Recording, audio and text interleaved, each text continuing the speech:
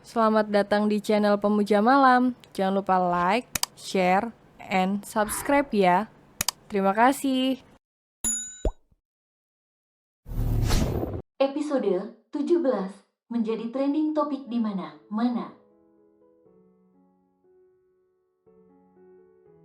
Kau menyukai Nana kan? Kevin mengangguk. Dari pertama kali melihatnya, ucap Kevin dengan menatap Albert yang ada di depannya. Tapi aku sadar jika Nana bukan tercipta untukku, tambah Kevin. Raka ingin menjadi penengah antara Albert dan Kevin, dia ingin jadi pihak yang netral. Lebih baik kita pikirkan dulu keadaan Nana dan bayinya. Karena itu lebih penting sekarang, dan keputusan ada pada Nana. Yang mana membuat Albert tertunduk di sana.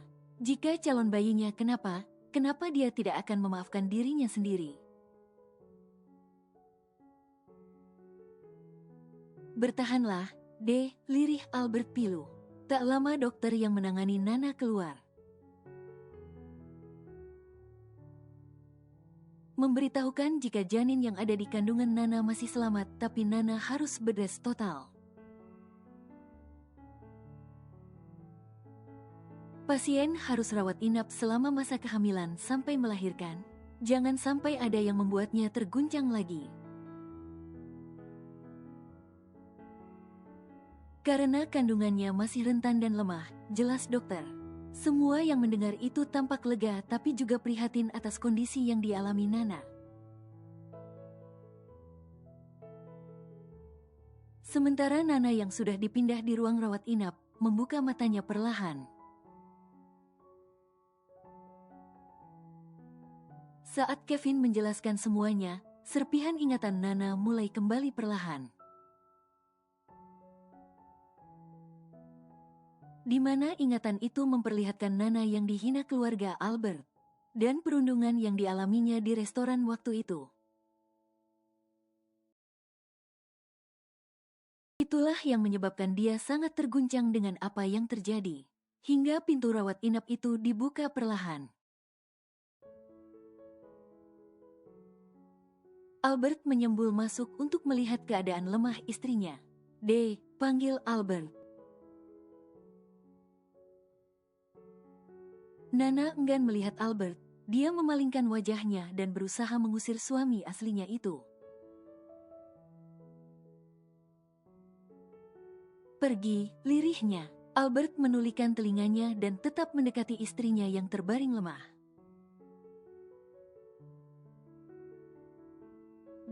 Maafkan aku, maaf karena tidak mampu melindungimu. Aku memang tidak berguna, ucap Albert kemudian. Nana mulai meneteskan air matanya. Aku memang belum sepenuhnya mengingat semuanya. Tapi keluargamu sangat jahat. Apa salahku dan bayiku? Bukankah kau sudah menikah lagi? Aku terpaksa melakukannya. Aku akan menceraikan Omes karena bagiku hanya kau istriku, jelas Albert. Tapi yang tercatat sebagai istri sahmu hanya dia, sela Nana.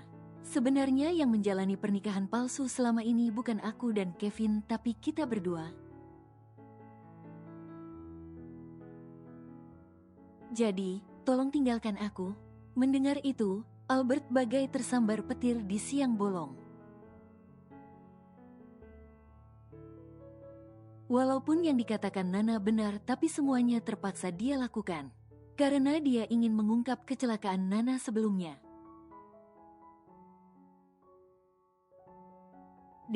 Aku sudah kehilangan semuanya.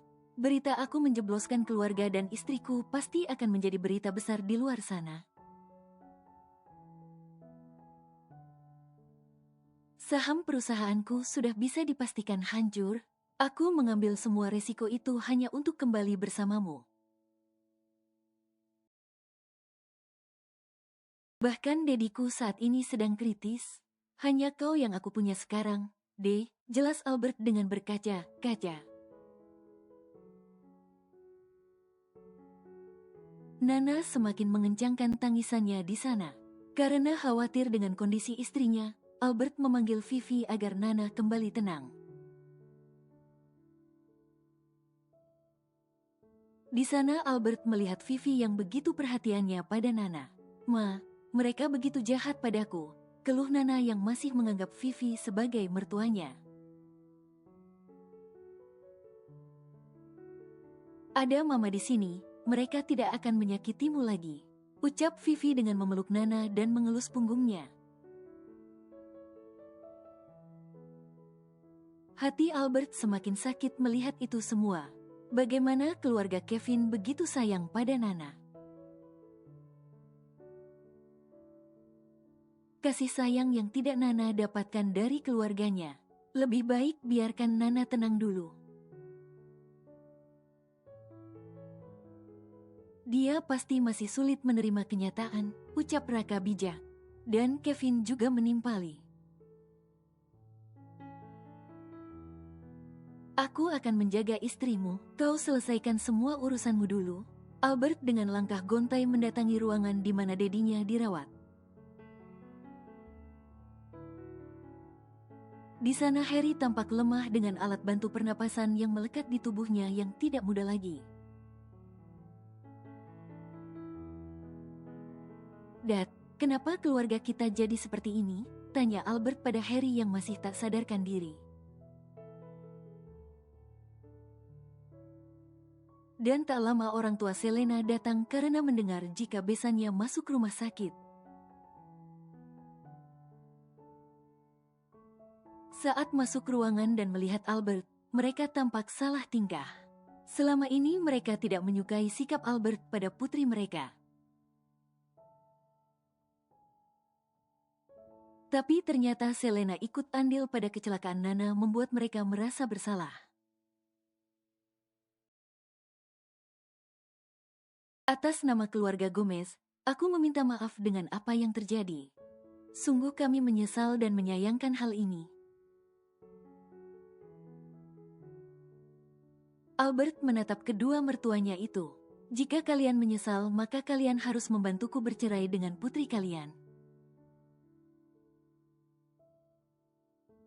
Di sisi lain, Kevin enggan mengganggu Nana yang sudah terlelap kembali.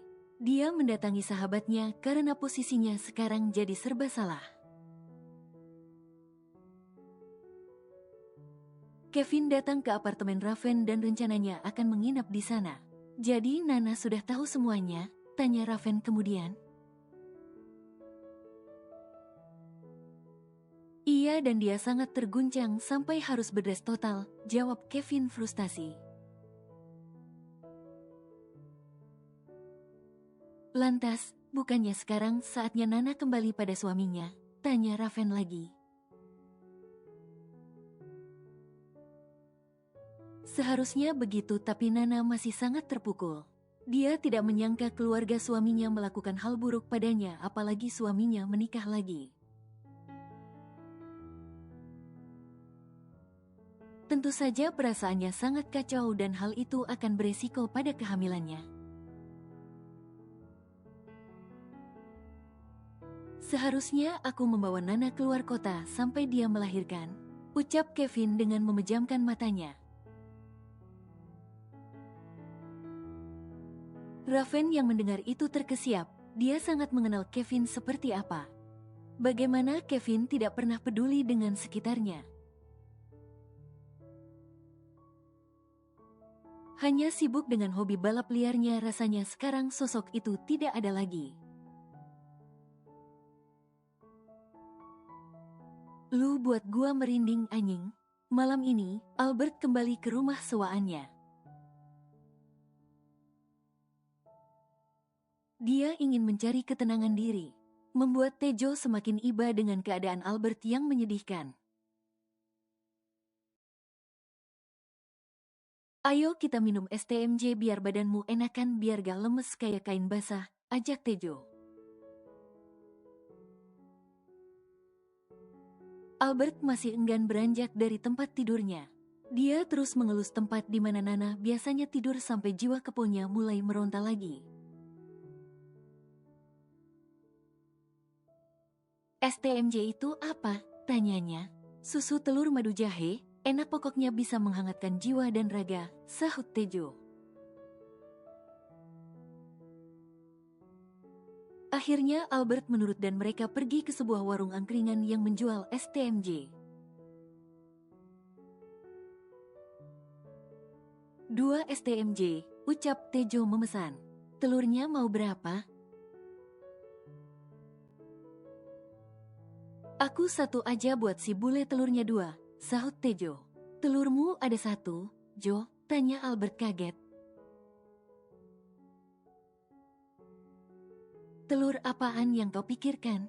Telur ayam kampung buat bikin STMJ itu loh maksudnya. Albert mendesah. Pikiranku lagi kacau jadi mikirnya ngalor ngidul. Dapat bahasa dari mana itu? Itu dari tukang parkir di depan. Tejo menggelengkan kepalanya sampai pesanan mereka datang. Cepat minum biar pikiranmu gak ngalor ngidul. Albert awalnya ragu tapi karena penasaran, akhirnya dia minum juga. Dan benar saja tubuhnya menghangat setelah minum STMJ. Aku tambah telurnya 4 ya, ucap Albert memesan lagi. Jangan banyak, banyak telurnya, setelah Tejo memberi peringatan.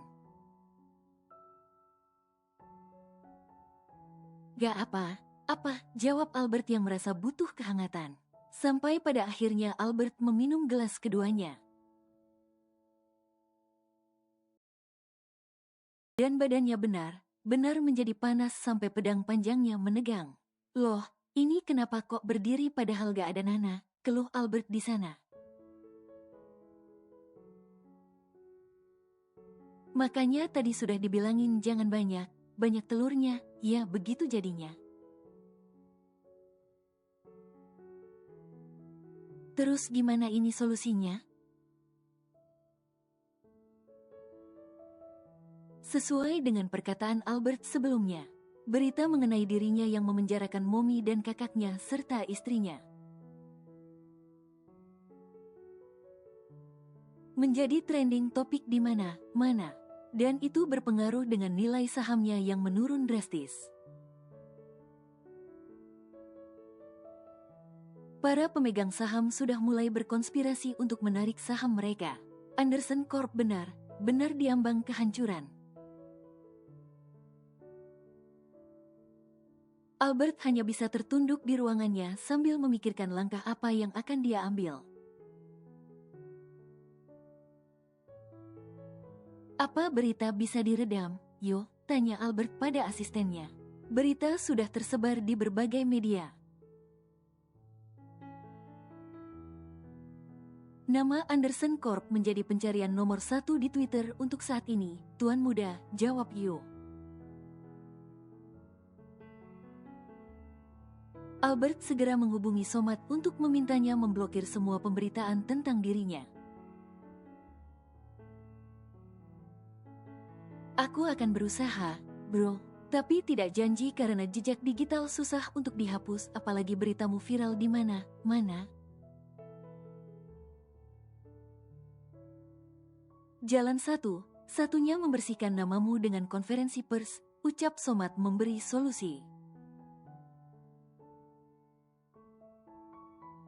Albert tampak menimang perkataan Somat. Akan tetapi rumah sakit tempat Harry dirawat memberi kabar mengejutkan. Yo, cepat kita ke rumah sakit, sekarang. Mereka segera pergi ke rumah sakit dan harus menerima kenyataan pahit. Bahwa Harry sudah tiada untuk selama-lamanya. Harry yang sebelumnya sudah sadar. Tidak sengaja melihat siaran berita di televisi mengenai keluarganya. Dan dia kembali terkena serangan jantung.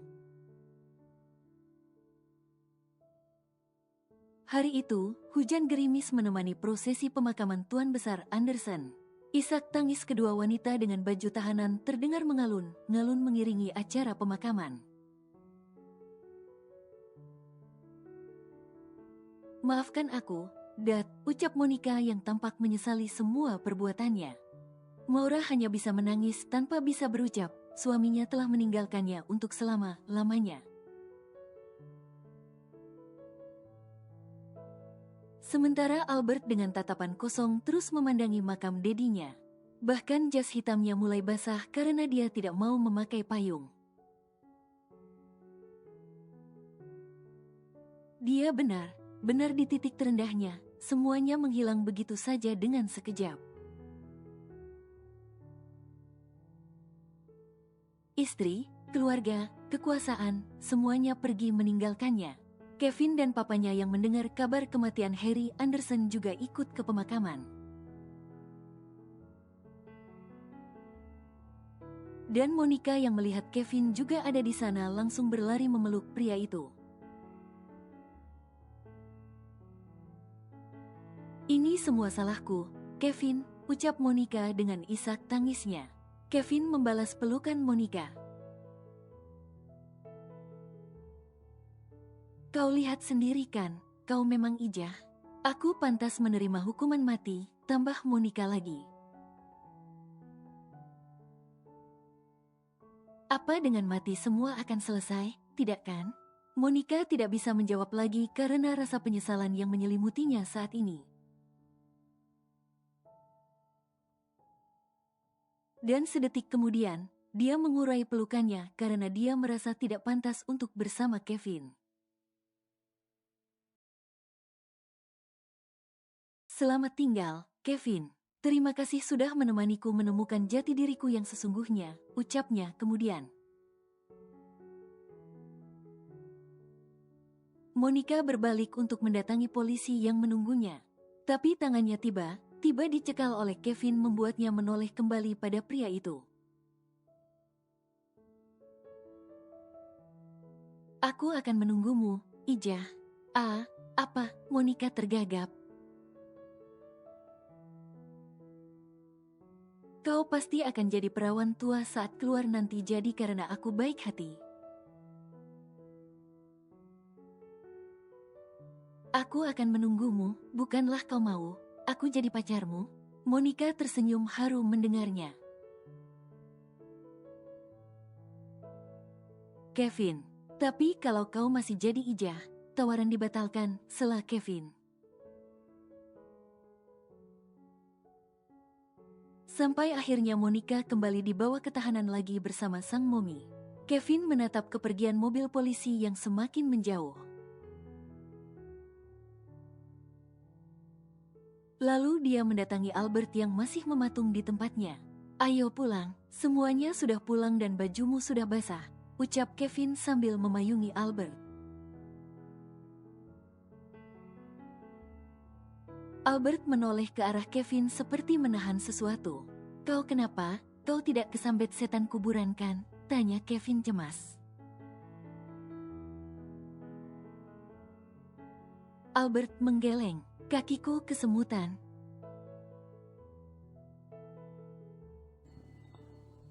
Bersambung.